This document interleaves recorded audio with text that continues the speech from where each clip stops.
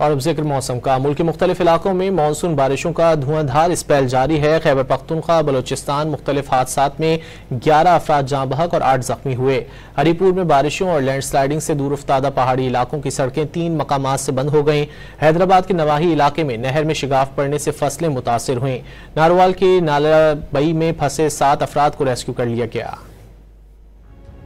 मुल्क के मुख्तलिफ इलाकों में मूसलाधार बारिशों का सिलसिला जारी है। सिंध, पंजाब, बलूचिस्तान और खैबर पख्तूनख्वा के कई अजला में सैलाबी सूरत हाल का सामना है। बलूचिस्तान के जिला कल्लात और गिरदोनवा में शदीद बारिशों के बायस जिवा नदी और चपचल नदी में तुगयानी आ गई। जिला कच्छी में तूफानी बारिश के बायस ढाडर और सनी के इलाकों में देहात ज़ेरे आब आ गए। सनी नदी का सैलाबी रेला दोदी पुल का एक हिस्सा और गाड़ी बहा कर ले गया। 2 अफराद को बचा लिया गया।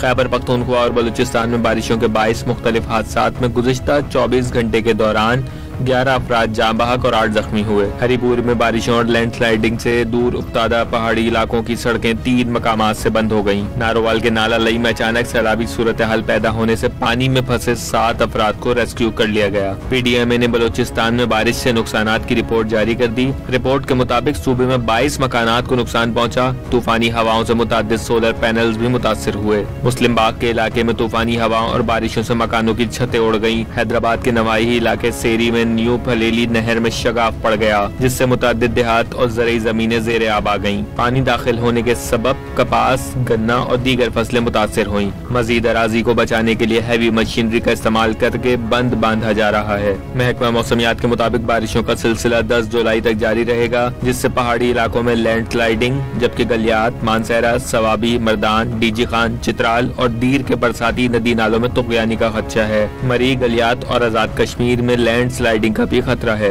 मरी, चकवाल, गुजरांवाला, कंदकोट और शेखोपुरा में भी बारिश से नशेबी इलाके ज़ेरे आब आ गए। सुबह सवेरे कराची के मुख्तलिफ इलाकों में भी हल्की बारिश से मौसम खुशगवार हो गया।